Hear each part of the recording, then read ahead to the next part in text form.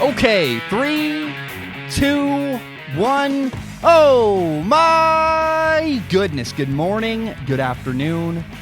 Whatever it is for you, I hope you're having a fantastic day. My name is Zack. This is Strong Opinion Sports. Thank you so very much for tuning in. I'll be honest, I'm in a funk today. I'm not sick, I just don't feel well. I don't know what's going on. Today's episode is going to be a massive, gigantic episode. What I decided to do was cut it into two halves because today's episode is going to be like a 2.5 hour, 3 hour podcast. And I said, that's just going to be too long. So I'm going to record an episode tonight. It's Sunday, March 22nd. And then again tomorrow morning, Monday morning. Expect a podcast very quickly after this one. And that's really all I have. I just want to jump in. Again, I just feel off. I don't know if it's like I've been, cooped inside so much recently. I don't know what's going on, but I just kind of feel off. And I want to jump into the news. Former Rams running back Todd Gurley has signed a 1-year, $6 million contract with the Atlanta Falcons. And his new contract, paired with the money that his former team, the LA Rams, are going to be paying him, means that he's going to make around $11 million, not 11.5, just $11 million this season in 2020. And, Todd Gurley, to me, is kind of a sad story. Now, again, look, he's a multimillionaire. His career earnings are not sad. But his career trajectory is kind of sad to me. The guy's only 25 years old. He's 25. He'll turn 26 in August. And some people believe that he chose to sign a 1-year deal with the Falcons. Like maybe Todd Gurley had a bunch of options and this is the one he chose intentionally.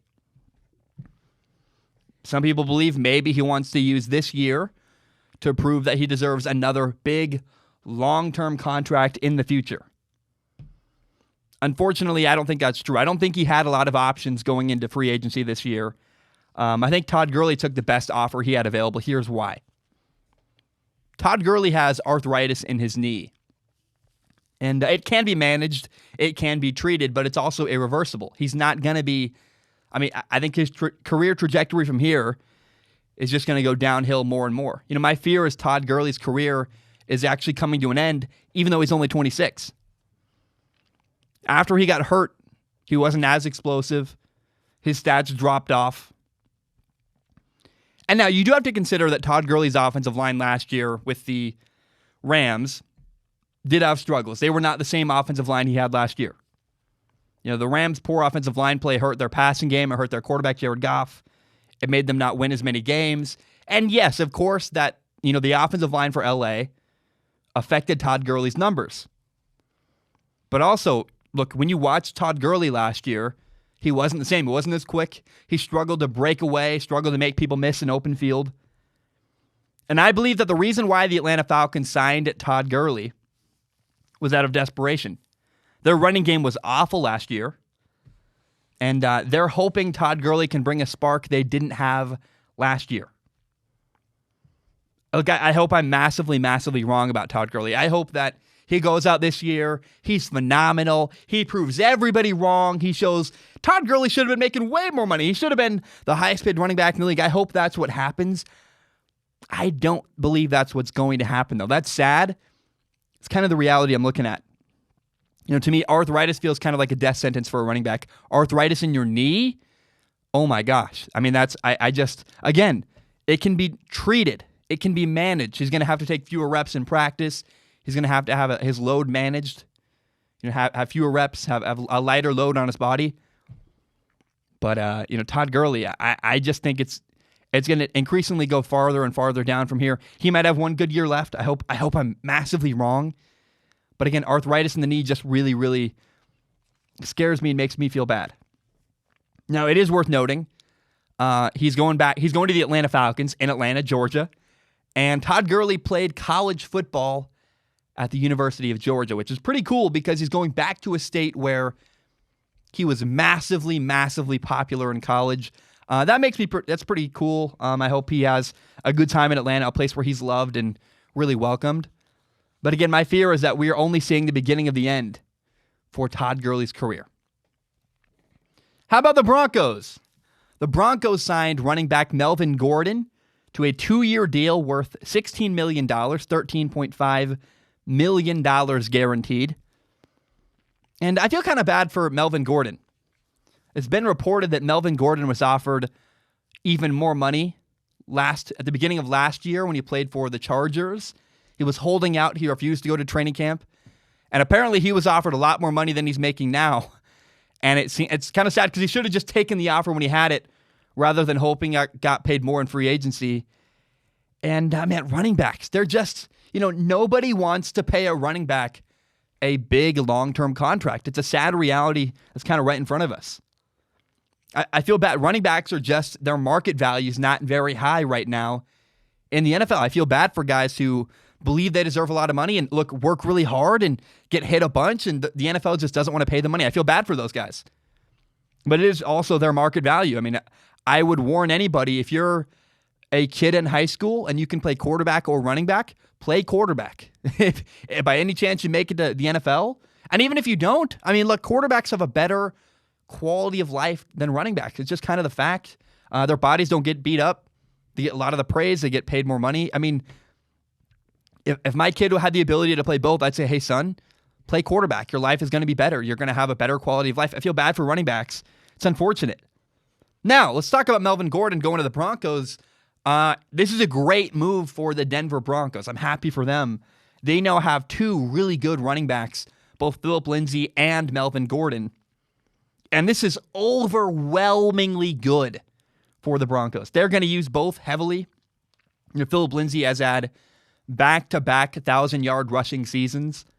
He's still the number one back in my opinion. And Gordon can still help in a lot of ways. He's really good in the passing game.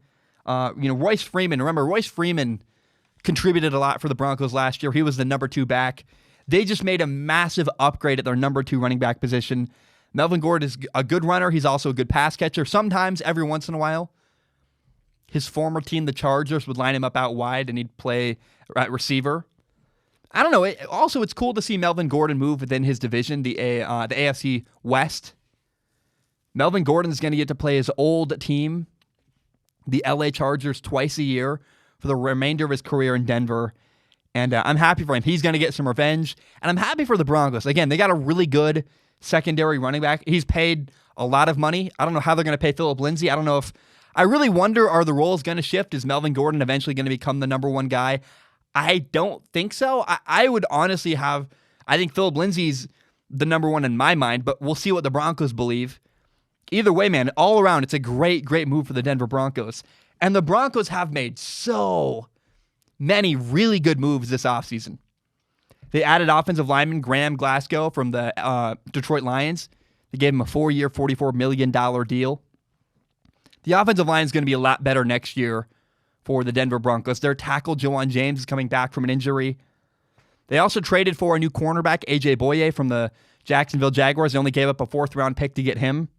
They traded a 7th-round pick to the Titans for Jarrell Casey, a defensive tackle. Their defensive line got better as well. Remember, the Titans were willing to give up Jarrell Casey because, he has an expensive contract. He's going to get paid $11.5 million in 2020. And the Titans have a really tight budget. They just wanted to get rid of the contract, so they gave him up for only a 7th-round draft pick, pretty cheap. I mean, the Denver Broncos have to pay him, but giving up a 7th-round pick for Jarrell Casey, he might be 30 years old. That's still a really, really good move. They also cut their quarterback, Joe Flacco, which is good. They have now a less problematic backup, Jeff Driscoll. I don't know, man. An offensive lineman. They added a defensive lineman. They added a new corner. They've now added a new running back. The Broncos look really solid going into next year. They have Drew Lock, a young quarterback going into his 2nd year. They have a new offensive coordinator, Pat Shurmur. I am so excited to watch the Denver Broncos this year. They're making a lot of progress as a franchise. They really upgraded their team all around in free agency. And, man, I'm just happy and excited to watch the Denver Broncos next year. It's going to be fun. They're a franchise on the rise, and I hope people take notice because they are probably the 2nd-best team right now in their division, the AFC West. And the battle for 2nd in that division behind the Chiefs is going to be really, really fascinating this year in 2020. Here's a weird, really interesting part of the story for Melvin Gordon signing with the Denver Broncos. Reporter Mike Kliss tweeted this. He said, Kliss tweeted, his name is hard to say. Mike, no offense to you, Mike Kliss. Kliss is not a weird, it's kind of a name I never thought I would say in my lifetime. The Bills offered a little more to Melvin Gordon than the Broncos per player source, is what Mike Kliss tweeted. He said, Gordon grew up in Wisconsin, so he's not afraid of cold weather, but he wanted to play for the Broncos. That's that key phrase. The Bills offered him a contract, but he wanted to play for the Broncos instead. This is a local Denver reporter kind of trying to make Denver feel good about itself. And here's what's really interesting is legendary ESPN reporter Adam Schefter came out of nowhere. He quote tweeted Mike Kliss's tweet saying this, "Just to be clear, Mike, the Bills didn't make any offers to Gordon." Boom! He said, "No, Mike, you are very, very wrong. Let me set the record straight." And Adam Schefter went out of his way to make a correction. Kind of a weird move. So Mike Kliss responded, "I was told differently." And Adam Schefter replied, kind of ending things by saying, "Agent reached out to the Bills. Bills never made an offer." So why did all this happen? Why would Adam Schefter go out of his way to correct a local reporter, something he doesn't do very often? I got a lot of theories about it. This is the kind of stuff I live for. I really, really love this kind of drama. Number one, I believe Mike Kliss used an unreliable source. He quoted, he said, according to player source. What does that mean? Does that mean a player told you that? Does it mean that there was locker room talk? Another guy told his teammate, then the teammate tells you. It's very weird and kind of odd. Maybe it's part of his business management, his social media team, Melvin Gordon's social media team that told you that. I have no idea what that means.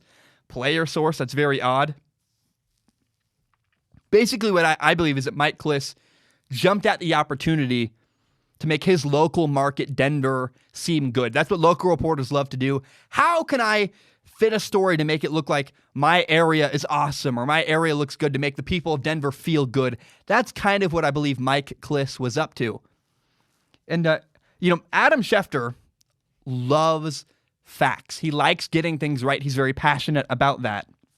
Now, my speculation, this is not a fact, this is my opinion, is that maybe Adam Schefter didn't like having a false narrative out there. And he's like, this local guy could be causing really big problems for the Buffalo Bills. I'm going to step in and take care of it. This is kind of the politics behind the scenes with sourcing in the NFL, stuff that people don't really talk about. You have to wonder, did the Buffalo Bills ask Adam Schefter to set the record straight? Did they say, hey, Adam, please do us a solid, respond to this guy. He's got a fact wrong. It makes us look bad. Do us a favor, call out Mike Kliss, and we will reward you in the future. Is that possible? Because the report that Mike Kliss put out that the Buffalo Bills offered Melvin Gordon was not a good thing for the Buffalo Bills. Every time you say something, your words have consequence. I don't know that Mike Kliss even realized this at the time. But the Bills maybe didn't want their running back getting all bent out of shape, believing that his team was trying to replace him with Melvin Gordon. Maybe, man. I love this kind of stuff. This is the stuff I live for. It's interesting to me. Why does this guy say this? Why does this guy say that? Why did Mike Kliss come out? Why did Adam Schefter heavily, combatively say, you're wrong, Mike. This is what really happened. He doubled down on it like he did it literally twice. You got to remember, Adam Schefter is the best at what he does, at breaking news and understanding, having a great grasp at what's going on behind the scenes in the NFL. And now, the Bills owe Adam Schefter a favor. That's what happened. Because Adam Schefter was willing to speak up and say, oh, no, Mike, you're wrong. The Bills running back is now happy knowing, oh, my team wasn't trying to replace me. The guy had the report wrong. Why is the Bills running back today feel more comfortable in his role? It's because of Adam Schefter willing to speak out against Mike Kliss. My guess is, and I'm curious, I don't know, but my guess is that Adam Schefter spoke out against Mike Kliss to do a favor for the Buffalo Bills. He's going to use that as leverage to get a scoop someday. Remember, hey, the Buffalo, I defended you. I set the record straight that one time. You now owe me a scoop. You now owe me a solid. That's the kind of stuff I love, and my guess is that's exactly what happened behind the scenes of this Adam Schefter, Mike Kliss kind of drama where Adam Schefter really strongly said, no, Mike, you're wrong about this. I'm going to even double down. That, I think, is all the stuff that happened behind the scenes in that story.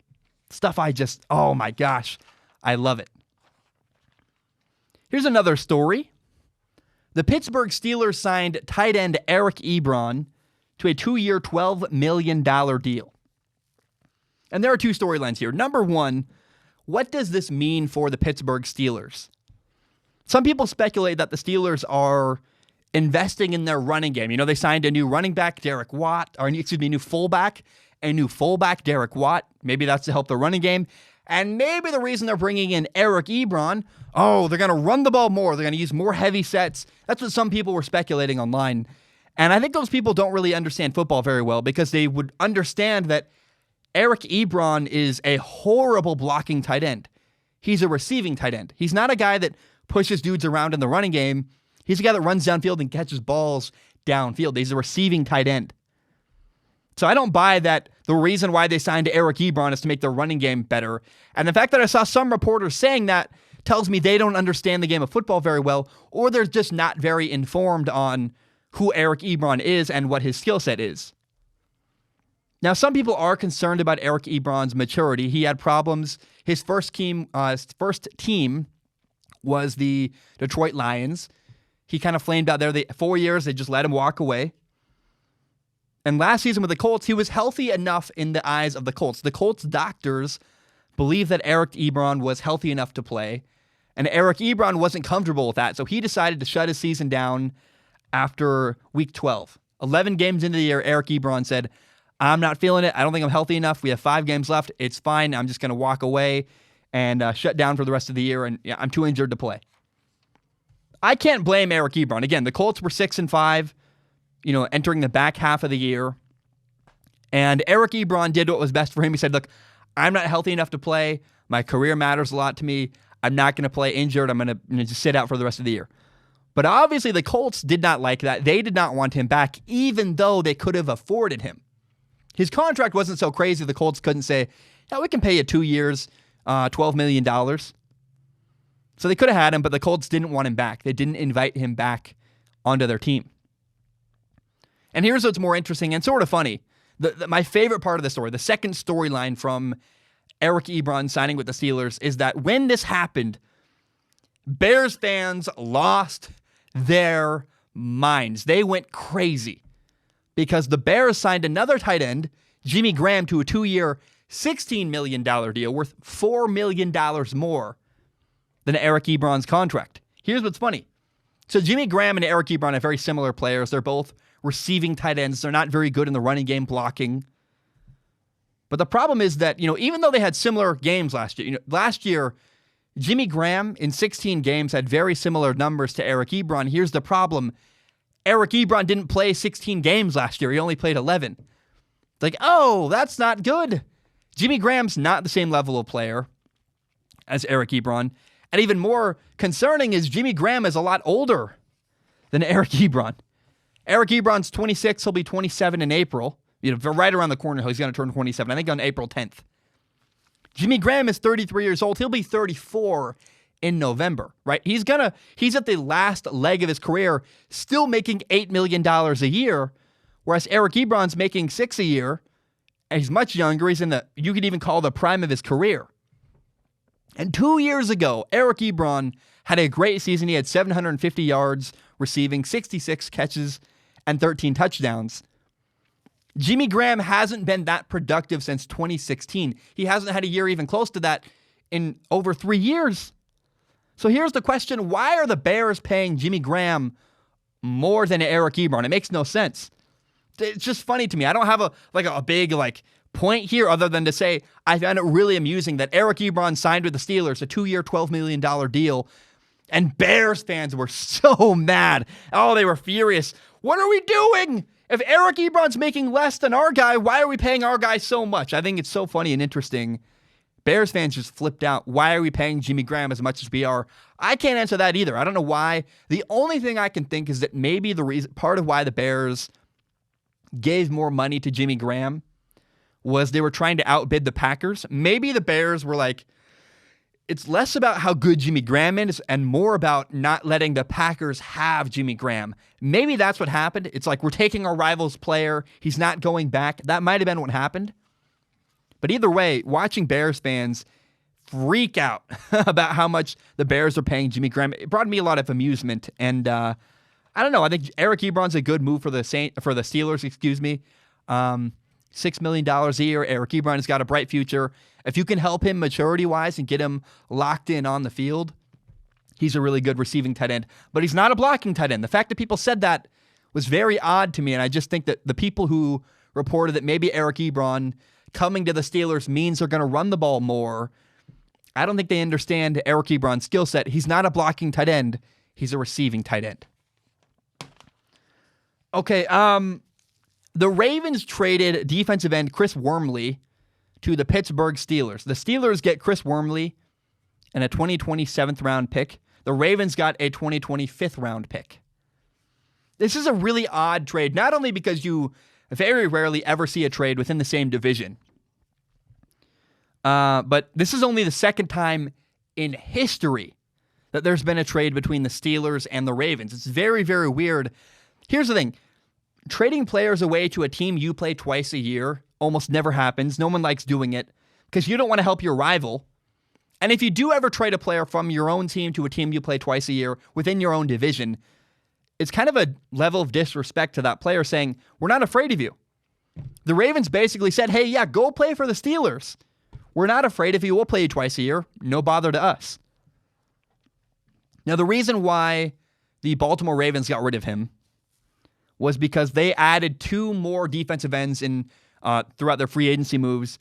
They brought in Calais Campbell from the Jaguars. They brought in Michael Brockers from the Rams. So they're like, we just don't need him anymore. Chris Wormley was going to cost the Ravens over $2 million this year, which is a lot for a backup defensive end who's not going to play a ton. And so in my opinion, all around, even though this is an odd trade, it's very rare to see a trade between the Ravens and the Steelers in their own division. I think everybody won here. The Ravens didn't need him, and he was going to be an expensive backup. They saved room salary cap-wise. The Steelers got a new starting defensive end, good for them, at a pretty moderate price. Chris Wormley is expensive for a backup. He's actually pretty cheap for a starter. And Chris Wormley wins because he gets to play. So all around, I think everybody wins. It's an odd trade. Again, only the second time we've ever seen the Steelers and the Ravens complete a trade between each other. But I think everybody won in the end.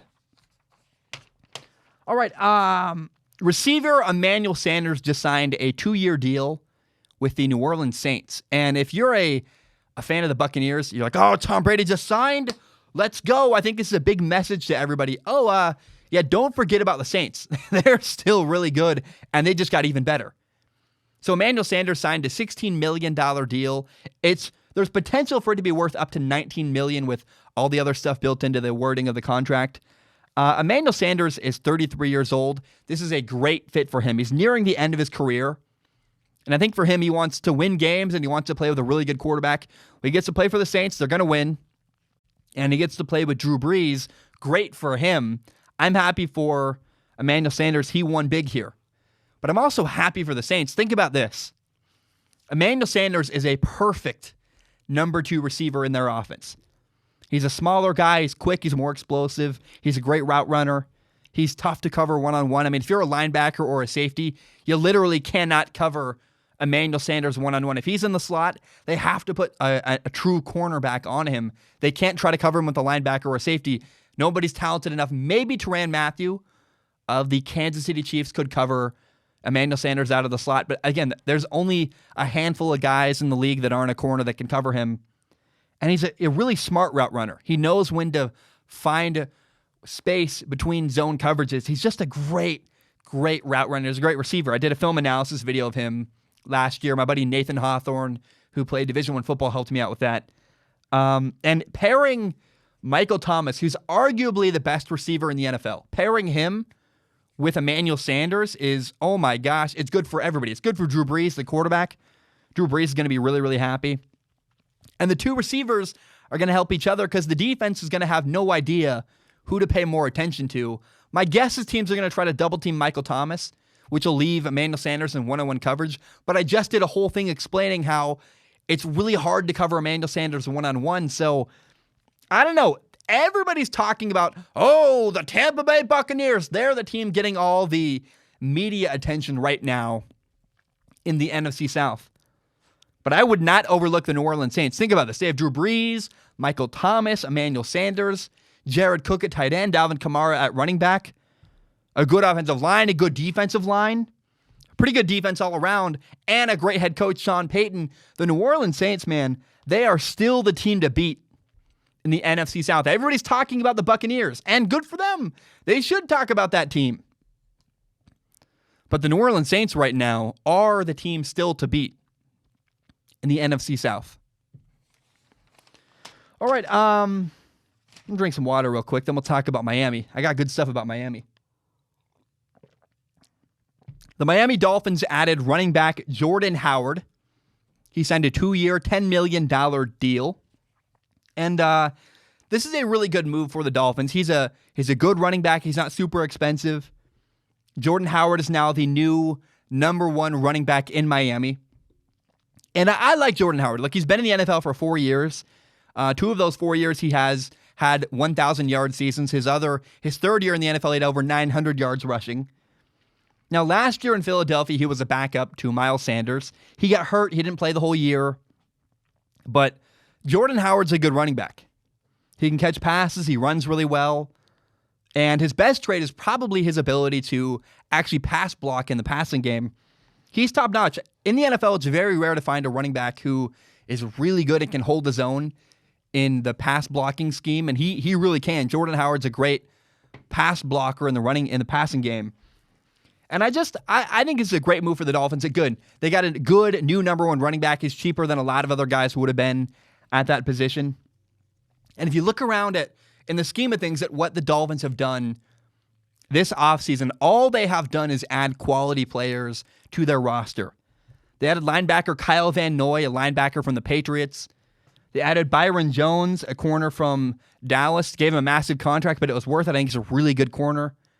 They made their offensive line better. They added Eric Flowers. Eric Flowers is a guy, when I said, man, the Dolphins added Eric Flowers, woo, people were like, what? That's crazy. Eric Flowers was terrible. He was a bust with the New York Giants. And yeah, Eric Flowers played tackle with the Giants, and it didn't work.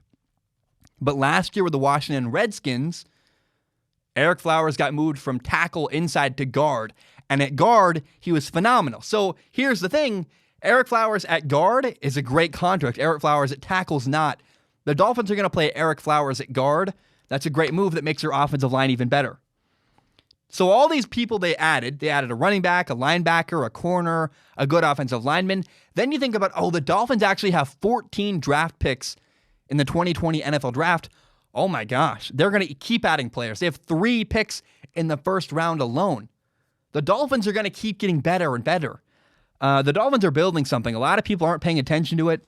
They're not quite understanding how much better the Dolphins have gotten. The Dolphins are a team people need to start realizing is on the rise. The Miami Dolphins are building something, and they are becoming very quickly a team that at least people need to pay attention to. Are they the team to beat yet in their division? No. But they are really building something, and I would not be shocked if they finished second in their division this year in the AFC East. Guys, my name is Zack Schaumler. I'm going to take a short break. When I return, we're going to do Ask Zack. And I've got a topic about how the whole world is quarantined right now. I think it's actually good for baseball. Kind of odd, but it's my opinion. We'll talk about that when I get back. My name is Zack Schaumler. I will be right back. All right, we are back. I want to now talk about baseball. Baseball is not something I talk about very often. My big problem with the sport of baseball, at least Major League Baseball, I love baseball. I'm a huge fan. I love going to baseball games, but Major League Baseball and I have something that I just really struggle with, and I can't embrace Major League Baseball. The regular season is way, way too long. Now, I want to make an interesting comparison and maybe offer a possibility of how baseball could change. You know, the world is kind of shut down right now. Everybody's on quarantine. People are trying to avoid getting sick. And as a result of the quarantine, there have been a ton of unintended consequences all over the world. Many companies are realizing that Their corporate offices are pretty meaningless. You know, a lot of my friends have been working from home for the last couple of weeks, and they're getting a lot of stuff done. Their jobs continue, and they're fine. And if they need to collaborate, they can call someone on the phone, and they don't need to go walk to the cubicle next to them. They can literally call the person and go, hey, I need you to send me blah, blah, blah, and they do. So as a result of the quarantine and what's going on throughout the world, a lot of things are going to change everywhere. Now, one of the big changes is that maybe a temporary change. You know, similar to all my friends working from home, Major League Baseball should be going on in about a week. Major League Baseball was supposed to start on March 29th this year. That's not going to happen. Normally, Major League Baseball starts in one of the last couple days of March or one of the first couple days of April. You know, baseball will start in April or the end of March and then go all the way until October when the World Series is. Now, currently, people are in talks. Maybe the Major League Baseball season will be able to start mid-May. I think, honestly, what's going to happen is baseball is going to be postponed until June. I think by June, my guess is, and what I've been hearing is that that's when everything's going to be back to somewhat of a normal state, at least in America. But what that's going to mean is that we're going to get a shorter Major League Baseball season. It makes me so happy. Baseball's played outdoors. You can't play baseball beyond October. October is when baseball has to end because it'll be too cold and too rainy to have baseball games every single day. Because baseball is a sport, unlike football, which can get rained out, and unlike basketball, they play outdoors. This makes all of me I'm just so happy about this. I'm so thrilled that we might have a shorter Major League Baseball season. I love the sport of baseball. It's fun. It's intense. It's very engaging. Like, literally, I mean, baseball, when it matters, is such a great sport. When you have bottom of the ninth, 2 outs, a guy on second base, and every pitch could either be the game, a hit that ends the game and the guy grounds out or hits a fly ball and he's out, or if the batter hits a base hit and the guy from second can score. I mean, it's so intense. Baseball has moments of tension that other sports don't even have because of the nature of any moment a run can get. It's just really like, it's fast and it's intense. It's not fast is not the right word there. It's just, it can be very tense. It's kind of like a slow thriller movie where you're like, any moment now, this could be the moment where something really big happens. And you have to watch very carefully on the edge of your seat in baseball. And some sports don't have it the same way. So I think a shorter Major League Baseball season would be really good for baseball, because what it would do is force games to be more meaningful. Here's what's going to happen likely. Say we cut off, there's no games in April, there's no games in May. In June, Major League Baseball continues. And they just play the rest of the year. Normally, baseball is 162 games each team during the regular season. That's such a long season. That's almost twice as much. An NBA season is 82 games. Major League Baseball would be 164 games, would literally be twice as much as the NBA. They're 2 games short of being twice as long as the NBA season. That's unbelievably long. It's too much for me. I can't follow that many baseball games. It wears me out. I think a shorter Major League Baseball season could be really good for the sport of baseball. It could create a sense of urgency. They're going to play, 100 games this year? That would make it more meaningful. Every game would have more meaning. You have fewer home games. If you want to go watch a game, a lot of people I know at least, try to go to one baseball game a year.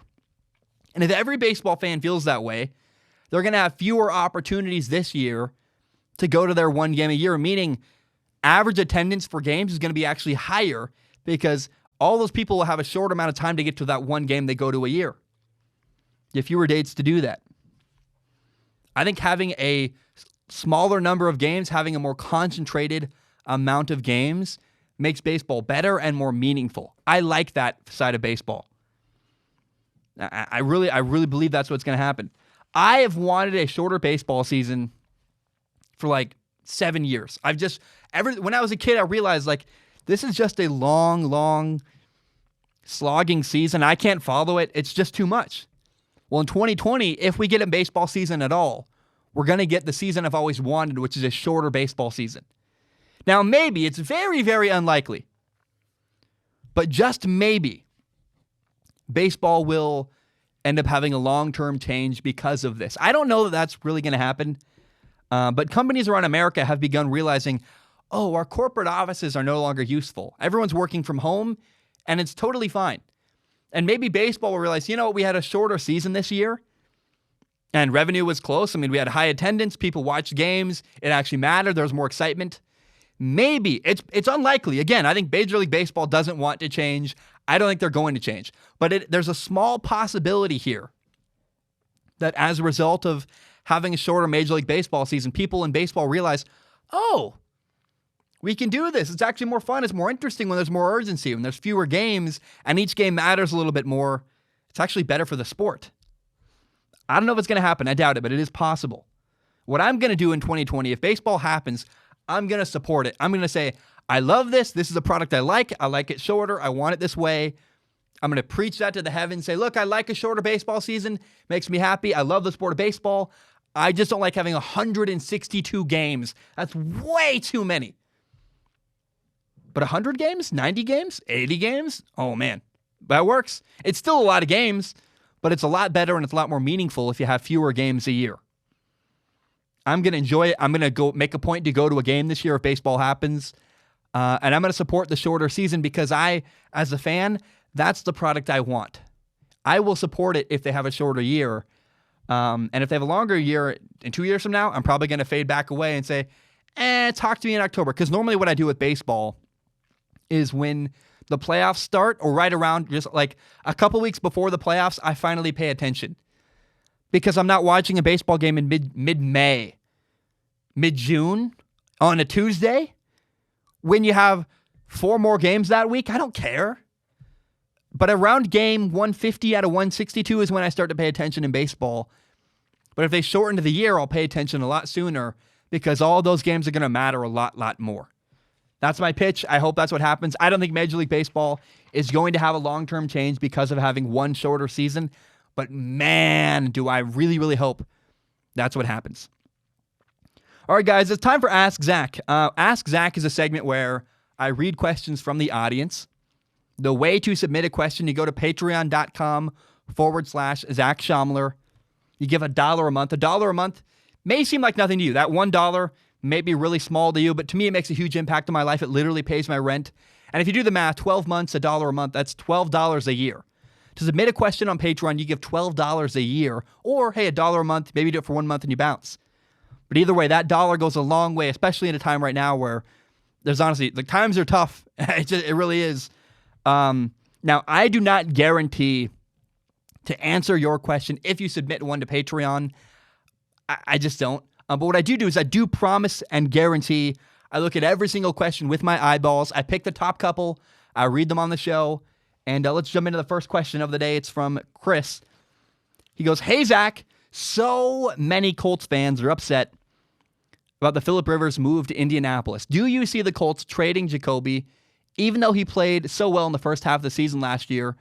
Do you think the Pats would take Jacoby over Jameis Winston or Cam Newton because of how much they know what he's going to be like in the locker room? P.S. I've been liking the new flannels. Thank you so much for the compliment on the flannels. This is a 2-part question. We'll talk about Phillip Rivers, and we'll talk about Jacoby Brissett to the Patriots. Number one, the more I read about Phillip Rivers going to the Indianapolis Colts, the better and better I feel about it. Frank Reich is the head coach of the Indianapolis Colts, and he worked with Phillip Rivers for 3 years previously in San Diego with the Chargers. He used to be his offensive coordinator. If you have worked with a quarterback before as his offensive coordinator, you have a pretty good relationship. You've worked really closely and really intensely together. And Frank Reich loves Phillip Rivers. He did an interview where he talked about the guy's passion, the guy's enthusiasm, and how he said he makes it fun for everybody in the building, every level of the company. It's fun for them to come to work today. If you get to work with Phillip Rivers, it's a blast. You like it. Not because he's happy and jolly all the time, because he's intense, he cares, he's passionate, he wants to win, and he's got a great attitude, and he's got a lot of enthusiasm. He called Phillip Rivers an elite quarterback. And he said, what Phillip Rivers is going to do, he said, we already have a really high standard of preparation in our organization, but all that Phillip Rivers is going to do is he's going to come in and elevate that expectation, that standard of preparation even more. Frank Reich is a big Phillip Rivers fan. Phillip Rivers made a really gigantic impact on him when they worked together in San Diego with the Chargers. And man, I'm telling you, I feel great about this. I haven't watched the film yet. We'll do a film analysis next week of Phillip Rivers. But everything I'm hearing, you got a great football team, the Indianapolis Colts. You have a coach who loves the quarterback and a quarterback who's going to push people. He's going to create a great culture in that locker room. I feel the more I read, the better and better I feel about Phillip Rivers to the Colts. Now let's talk about the second part of Chris's question. He said, would the Patriots trade for Colts quarterback Jacoby Brissett? Remember, Jacoby Brissett used to play for the Patriots. They traded him to the Colts. Would they take a trade to take Jacoby Brissett back? The Patriots, let me be very, very clear. The Patriots would never trade with the Colts for Jacoby Brissett. It's not going to happen. Here's why. Jacoby Brissett might be a quarterback. He might be a guy they've worked with before. He also costs $21 million against the salary cap in 2020. The Patriots never, ever, ever overpay for a player. They've only done it once. They paid Rob Gronkowski probably a little bit more than he was worth, but look, they were happy with that.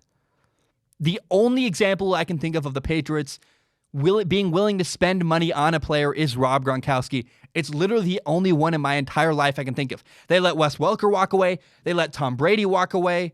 The Patriots are incredibly, incredibly stingy. They're the ultimate bargain hunters. Think of your friend. We all have this one friend that refuses to spend money on anything. He or she is the ultimate stingy person. They're super frugal. If you brought up the idea of them buying a BMW, they would laugh at you. They'd say, I'm not buying a BMW. I can get a better price for a different name brand. I don't need to spend money on the name. It's just an expensive name. I can get a car like a BMW anywhere. I've had that conversation with friends of mine that are cheap bargain hunters. They're not doing it. The Patriots are that person. The Patriots are not willing to spend money. No matter what the pitch is, they're not going to do it. That guy's the Patriots. The Patriots would never, ever trade for Jacoby Brissett simply because he's $21 million against the salary cap. They're not going to spend that much and pay that much to a quarterback. They refuse to do that. Not a guy, at least, of Jacoby Brissett's caliber. So, no, the Patriots are not going to trade for Jacoby Brissett. It's simply not going to happen. That leads me to the next question. It's from Aiden. Aiden writes in. He says, hey, Zack. Just wanted to say I'm a huge fan of the show, and I think you're doing an amazing job. Thank you so much, man. That means a lot. He says, this is my first question I've submitted. Awesome. Love it. You're doing great so far. He said, I just wanted to know what your thoughts are for the future of the Patriots. It seems like we haven't gotten any good news for the team this entire offseason, and it honestly feels like we don't have any plan whatsoever. Thanks again for reading this with your eyeballs. Thank you, Aiden, for the question. Aiden, I have no idea what the Patriots' plan is. I don't. I couldn't tell you. They've lost a number of really good players. They obviously lost Tom Brady, their quarterback. They refused to pay Jamie Collins. They refused to pay Kyle Van Noy. Jamie Collins went to the Lions. Kyle Van Noy went to the Dolphins. And that's not a surprise to me. The Patriots are never, ever going to be a team to outbid anybody for a player. That's how they operate. They're stingy. They're cheap. They're always trying to find a good deal. The Patriots now have two quarterbacks left. They just signed Brian Hoyer, brought him in from the Colts. And they have Jarrett Stidham, the guy who was a rookie last year, Tom Brady's backup. And the Patriots have been very, very, very quiet. And while they've been quiet, everybody's dragging them through the mud. People are saying all kinds of horrible stuff about the Patriots. Hey, myself included. I said, look, this doesn't look good for the Patriots. They lost a bunch of key players. What's going to happen? But I'm telling you, Bill Belichick, the head coach and general manager of the Patriots, is sitting at home. He's sitting in the Patriots office, listening to all the stuff people are saying. People are like, the Patriots are terrible. Are they tanking? He hears everything going on. And he's sitting there like an evil genius, twiddling his thumbs, just watching. And I think probably laughing, literally going, ha ha, just you wait. Just you wait. There's one thing I'm sure of when it comes to the Patriots right now. The only thing I'm probably sure of. I have no idea what their plan is, but I know they have a plan. I guarantee you, Bill Belichick has a plan. I don't know what it is, but he's won 6 Super Bowls. He's the Patriots head coach. He's the general manager. He's the most successful head coach in NFL history. He always has a plan. There's no way Bill Belichick is just winging it, hoping things work out. Bill Belichick, you can say, you don't know what the plan is. I don't know what the plan is. I have no idea what's going on, what's happening in his head. But I guarantee you, Bill Belichick has a plan. Is he going to tank and try to get a quarterback next year? I don't know. I have no idea. But I do know one thing, Aiden. Bill Belichick knows what he's doing, and he has a plan. He always, always does. Okay, Clutch God writes in.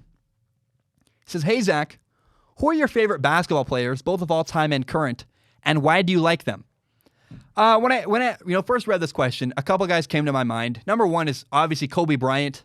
To me, the thing about Kobe was his work ethic that always really, really impressed me and really, really inspired me. He inspired so many people. Kobe Bryant's work ethic was always big to me as a kid. I also always loved Tim Duncan and Dirk Nowitzki. Both of those guys are they're the kind of guys you want in your building. They're quiet. They're good leaders. They listen. They're coachable. Tim Duncan and Dirk Nowitzki are awesome guys that I think are legends in Texas. They'll be Texas legends forever. They're a really big deal. Now, this is really, really cliche. I think a lot of people are going to get mad at me for this, honestly. But my favorite NBA player, both current and all time, is LeBron James. It just is. I grew up watching LeBron, and I always liked watching him as a kid. My dad and I would watch him. It was fun. But for me, as I've grown up, my appreciation for LeBron has also grown. People forget where LeBron James came from. It's funny, like, everybody hates on people that are rich and famous and successful, but that's not where LeBron James came from. LeBron James is you and I who made it. He's a guy like you and I who, I mean, look, we're not 6'11" or 6'9", whatever, however big he is. We're not LeBron James. We never will be. But LeBron James was a kid from Akron, Ohio, with a single mother. He's not a guy from a ton of wealth. He's not a guy. He's just a dude who chased his dreams, was incredibly good at basketball, but he's not just incredibly gifted. I mean, he worked his butt off to get where he is. You also have to remember LeBron James has been famous since he was in high school. Can you imagine? I was an idiot when I was 17. I was literally like the worst. I cannot fathom if I was incredibly famous at 17 years old. It's embarrassing to look back and think about that. And fame is hard to deal with. I am not famous at all, but I do have a lot of followers and I've got a lot of eyeballs on me at the very least. And I feel tremendous pressure. And I'm not even like, nobody cares who I am. I just am a guy with like 128,000 subscribers on YouTube. I have a bunch of followers on Instagram. That's it. And for me, that's a lot of pressure. I can't imagine having national news talk about you all the time in high school. Can you imagine? It's unbelievable to me. Getting a lot of attention can mess with your head. And here's what's so cool about LeBron James. He's not perfect. He's not. But LeBron James has handled the fame and the attention really, really both graciously and responsibly. I mean, the dude is a shining example of what to do. A lot of guys get a lot of money and a ton of fame, and they start doing a lot of crazy stuff. Crazy cars, women, spending money left and right, doing all kinds of ridiculous stuff. LeBron James is not that. Instead, he's a good example. He's a family man. I mean, one of my favorite things LeBron James does is he has Taco Tuesday on his Instagram story where he has dinner and taco night with his family. Taco Tuesday. Like, it's fun. He's a fun, entertaining, interesting dude who has been massively successful, but he's handled it really, really well. And he's a good example to people out there. If you end up like LeBron James, do it the way he's done. He's a responsible businessman. He's a family man. I love watching LeBron James on the court. He's fun to watch play basketball. But I'm even more fascinated in LeBron James, the guy off the court, and the way he carries himself, who he is, how he's handled his success and his fame. If I'm honest, LeBron James is my favorite player of all time. I love the guy. I know people hate on him. A lot of people hate him. For me, I'm a guy, I appreciate his greatness. I appreciate his success, and I really enjoy watching him on the court. And I enjoy watching who he is off the court, too. He's just seems like a kind of guy that, again, not perfect, but he seems like he's got good intentions, and I just respect that about him. I do. One of my favorite things he's ever done, this is very silly, it's a weird tangent. There's a movie called Trainwreck where LeBron James plays himself. He's a side character, and it's so awesome. He helps. Oh, what's the guy? The actor's name? I forget the actor's name, but he helps this guy. He's like the guy's friend, his trainer, and it's got Amy Schumer, but it's really not. For me, the movie's all about LeBron James and this dude. LeBron James helps this guy get the girl. It's so much fun for me. It's called Trainwreck. It's an awesome movie, and I recommend you see it. If you haven't, go watch Trainwreck. It's got LeBron James in it. It's really, really fun, and it's one of my. It's not a favorite movie of mine of all time or anything, but it was one of those moments where I went, "Oh, that's cool. Hey, LeBron, you're in this movie." And it was it was fun. I don't know. I enjoyed it. The last question of the day is from a guy named Numbered. Numbered writes in, he says, "Hey, Zack, I wanted to ask what your thoughts are on the future of esports as a mainstream spectator product and how they currently compare to in real life sports. As somebody who enjoys both, I find there are a lot more parallels on the fan side than traditional sports fans and avid gamers realize." I'll be honest, man. I don't connect with esports at all. I have no doubt it has a future. It'll be a big thing. People will watch it. But I've never played games competitively. I don't even play games online. I like story-driven games. One of my favorite games of all time is I like The Last of Us. I love Uncharted. I like Horizon Zero Dawn. I like God of War. I like the Halo games when I was a kid. It was really fun.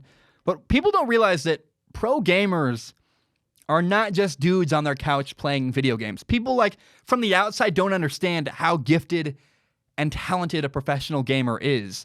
Number one, their reaction time is unreal. I mean, their reaction time is a lot quicker than the average normal human being. But number two, pro gamers have a ton of skills. I mean, people don't understand what they do with the controller or with a mouse and keyboard, however they play. It's a skill set. It's really a thing you develop and takes a lot of practice and a lot of work and a lot of time. All my best friends play games competitively. I don't. But part of why I don't is because it's so difficult. It's so time consuming. To get really good requires a bunch of time. And I prefer to spend my time working on the show and hanging out with my girlfriend. That's pretty much all I do. All I do is work and hang out with my girlfriend. That's literally it. But esports reminds me a lot of skateboarding. When I was a skateboarder when I grew up, and people really look down on skateboarding. There's a stereotype that skateboarders are lazy, and I encourage anybody who wants to call skateboarding lazy, try to do a kickflip. Try to learn how to do a kickflip. Nobody's lazy. If you can do a kickflip, you're not lazy at all. Learning tricks on a skateboard takes hours and hours and hours of commitment. It's the same thing if, people who criticize video games, okay, sit down and play literally an online multiplayer match. If anything, you'll get destroyed. My dad, trying to play video games, would get annihilated. It really is a skill set. It takes time. It takes work to get there. And you got to fail over and with skateboarding especially. You fail over and over and over again, and you got to get up and keep trying. It's probably similar. I mean, when you're playing video games at first, and I know when I do, I play and I just get killed. Like I will have like a 5-to-1 kill to death ratio where I'm dying 5 times. I finally get a kill in the game. It's horrible to me. And for me to push through that horrible experience to get good would take a lot of failing and then trial and error. I don't want to do the work, but I got to respect the skill of it. It's like, man, it's massively underappreciated. To me, skateboarding and esports are very, very similar. And it's weird where there are very few things where the sport is judged by the lowest common denominator. It is. You don't just talk, like, my dad has touched a football at some point in his life. My dad is not a football player. When you see a guy playing catch at a park, you don't go, that guy's a football player. However, with skateboarding, with video games, anybody who touches a controller, anybody who touches a skateboarder, they're considered a skater. They're considered a gamer. Not by me or you, but by the outside looking in. They go, oh, that guy's got a video game controller. He must be a gamer. And the difference between a casual skateboarder or a casual gamer and a professional is so astronomically big. I mean, it's a massive, massive difference. It takes a ton of skill and takes a ton of preparation, and people just don't notice that at a glance. If you're just an outsider looking in, you're not going to look at a guy with a video game controller playing an online game or riding a skateboard going, oh, that guy worked his butt off to get where he is. But the reality is, the work behind the scenes takes a ton of preparation and a ton of development of a skill. So to me, look, I don't connect with esports that much. I don't part of it's because I don't play online, so I don't even understand how to appreciate all the stuff they do. But my friends are very much into it, and I appreciate skateboarding. It's something I used to do. And so when people are heavily critical from the outside looking in at something like that, they just have no idea what they're talking about. I'll probably never cover esports on this channel, on this podcast. I mean, I don't cover cricket. It's not something I'm into, but I can definitely respect it. And so, esports, I think, have a definite future. And anybody who's critical of esports, I think, just doesn't understand at all and is totally, totally out of the loop. All right, guys, I want to end the show this way. 4 years ago, my younger brother took his life, and I learned 2 really painful lessons when that happened. Number 1, if you're struggling, please go get help. My younger brother committed suicide, never told anybody. Went home one day, found him dead on the floor. It's really awful and tragic, and I don't want that for anybody else. So if you're struggling, please, I'm begging you, talk to somebody. Talk to a parent, a counselor, a teacher, a coach, your friend, anybody, please, especially someone, an older person in authority. Reach out to them. Go get help. If you're struggling, do not keep that a secret. Don't suffer in silence. Go get help. If you have truly nobody to talk to, if you really don't have a single person you can reach out to for help, then please call the suicide hotline. The suicide hotline is 1-800-273-8255. If you have nobody else to talk to, then call the suicide hotline, 1-800-273-8255. The other part of this, man, is that make sure the people in your life know how much you love them. Tell the people in your life you love them. Tell them you care about them. Tell them that you're there for them if they're having a hard time. That's the thing I regret the most from, growing up as a kid is I wish I'd told my brother more how much I loved him, how much I cared about him, that I was there for him if he was having a hard time.